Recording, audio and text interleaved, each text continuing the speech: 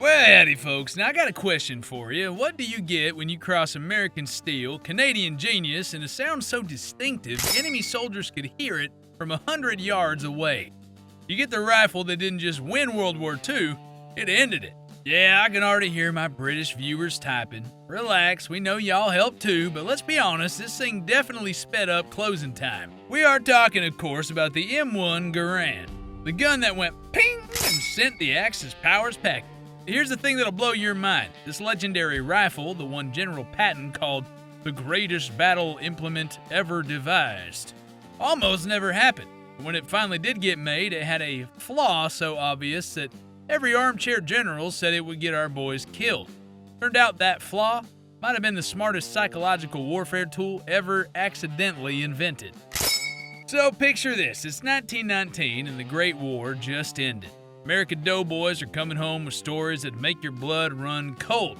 They've been carrying bolt-action Springfield 1903s, which are fine rifles, don't get me wrong, but when you're facing German machine gun nests, working that bolt between shots felt like trying to reload a musket.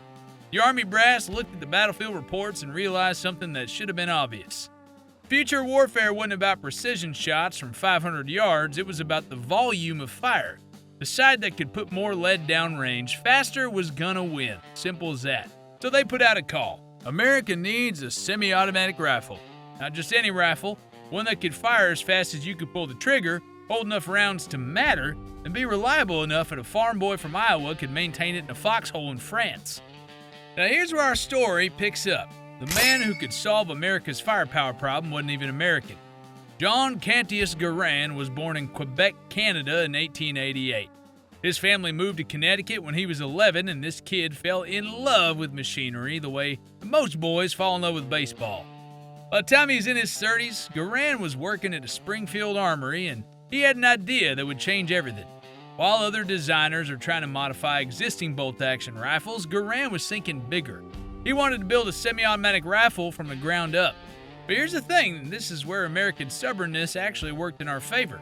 The Army had millions of rounds of 30-06 Springfield ammunitions sitting in warehouses. They weren't about to switch calibers and waste all that ammo. So Garand had to design his rifle around a cartridge that was never meant to be semi-automatic fire. Most engineers would have said it was impossible. 30-06 was a beast. Too powerful, too much recoil, and too much pressure for a semi-auto system. To give you a perspective, here's a 5.56 round, and here's a 30-06. Your great-granddad's round was a real man's bullet larger than a 7.62 by 51 NATO round. Yet despite all this, Garand looked at that challenge and said, I got this. Let me paint you a picture of what Garand accomplished, because this is where the engineering gets downright beautiful. The M1 Garand was 43.5 inches of American-made steel and walnut. It weighs about 9.5 pounds loaded, heavy enough to be stable, light enough that a soldier could carry it all day, and the barrel's 24 inches long, giving that 30-06 cartridge plenty of time to build velocity before the bullet leaves the muzzle. But the real genius is in the gas system. When you fire the rifle, some of the expanding gas from the cartridge gets diverted through the port in the barrel. That gas drives a piston that cycles the action, extracting the spent case, cocking the firing pin, and chambering the next round, all in the blink of an eye.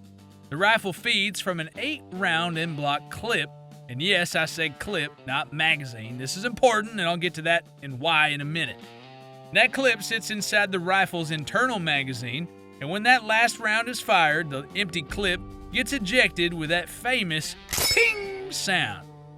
Now here's where Garand's genius really shows though. Most semi-automatic rifles of the era were pretty finicky, jam-prone nightmares. But the M1 was different. It was built like a tank, designed to work when it was dirty, wet, frozen, or all three at once. American soldiers could field strip it blindfolded and put it back together with nothing but their hands. By 1936, the Army was ready to pick their new rifle, and competition was pretty fierce. You had designs from Remington, from Pedersen. We're talking companies with decades of experience and factories full of skilled workers. Then you had John Garand's rifle. These trials were brutal. They tested accuracy, reliability, durability. They fired thousands of rounds through each one. They subjected them to mud, sand, water, and temperatures extremes that would make a Minnesota winter look like a beach vacation. One by one, the competition fell away. Rifles jammed, broke, or just could not handle the punishment. But Garand's rifle kept on working. It was accurate, reliable, and tough as a cheap steak. On January 9, 1936, the U.S. Army officially adopted the M1 Garand as their standard service rifle.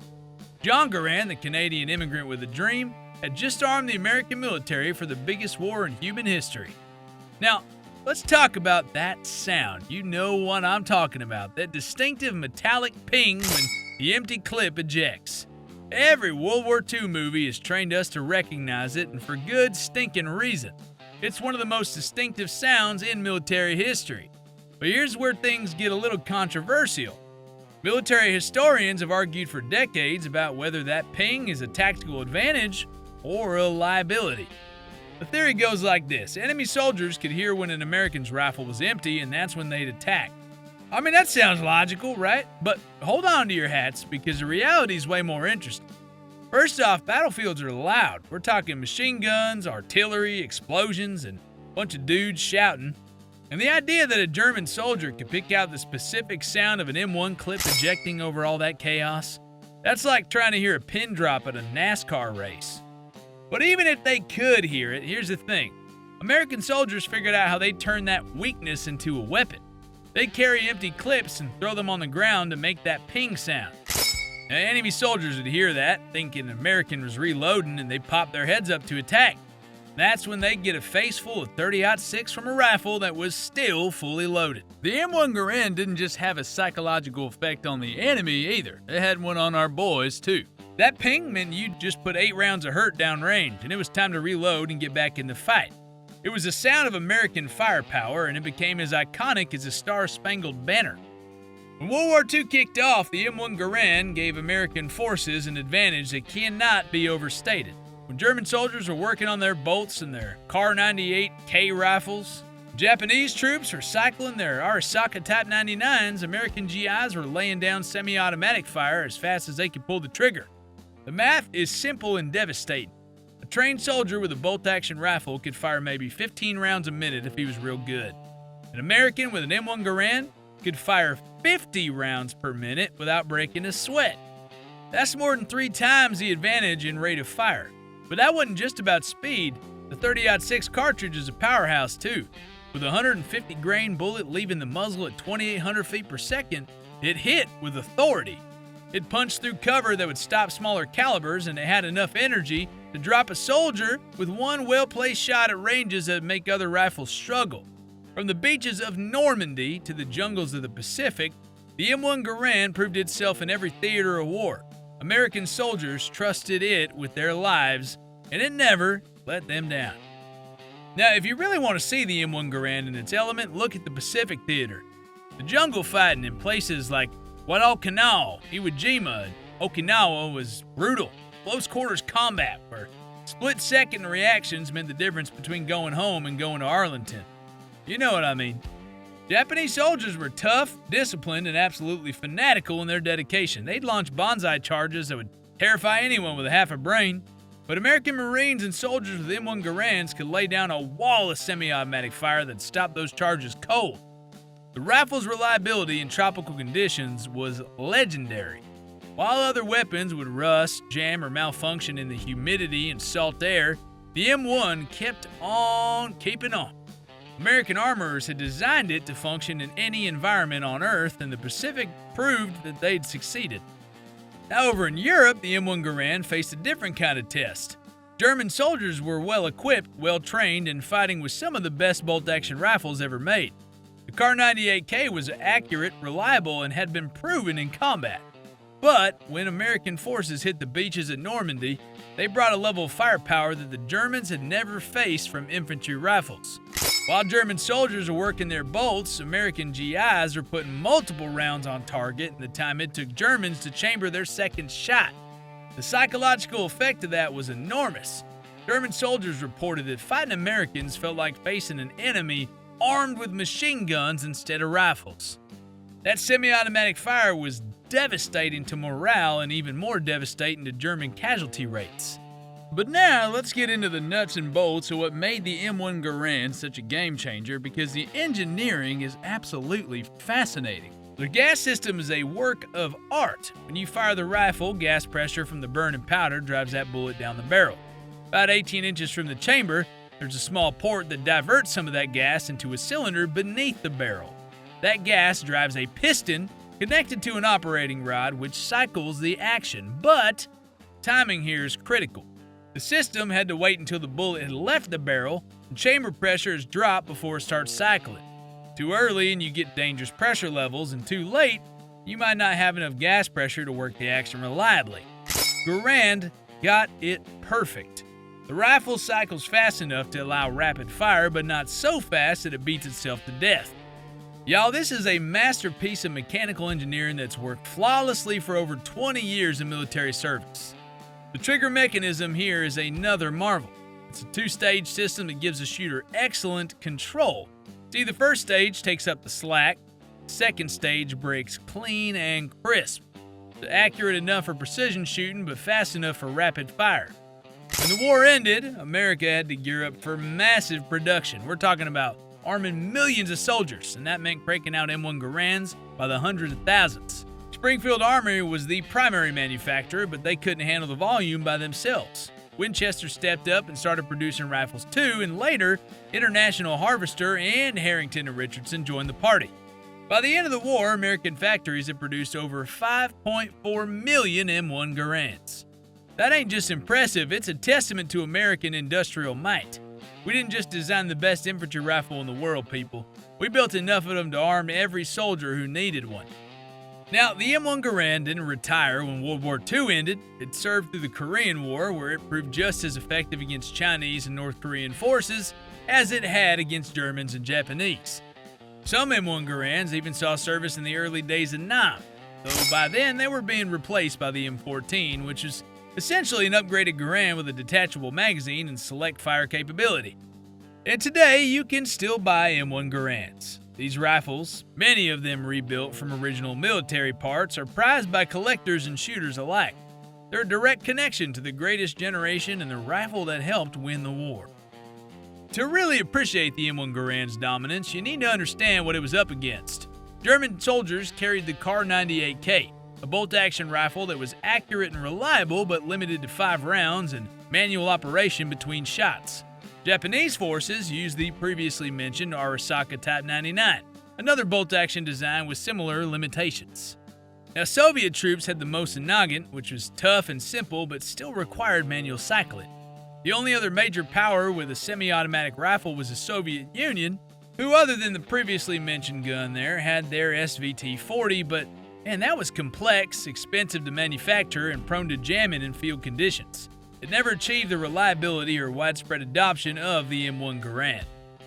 But y'all know the real measure of any weapon ain't in specifications or test results, it's in the hands of soldiers who carried it into combat. And American soldiers loved their M1 Garands. Veterans consistently reported that the rifle was reliable, accurate, and powerful. They trusted it with their lives and it never let them down. The semi-automatic fire gave them confidence in firefights, knowing they could put rounds on target faster than the enemy could respond.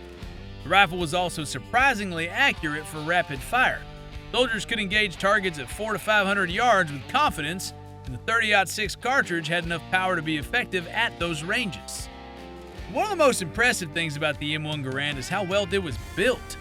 These rifles are manufactured to military specifications that demanded perfection. Every part was inspected, every rifle was test-fired, quality control was absolute. The result was a rifle that could function reliably after decades of service. Many M1 Garands built during World War II are still shooting accurately today, more than 80 years later. Now that's a testament to American manufacturing excellence and the dedication of the workers who built them. But I can't end the video without coming back to that ping one more time, because it really is central to the M1 Garand's identity. That sound became synonymous with American victory in World War II. It was a sound of freedom, a sound of liberation, a sound of tyranny being defeated one 8-round clip at a time. Hollywood has immortalized that ping in countless war movies, and for good reason.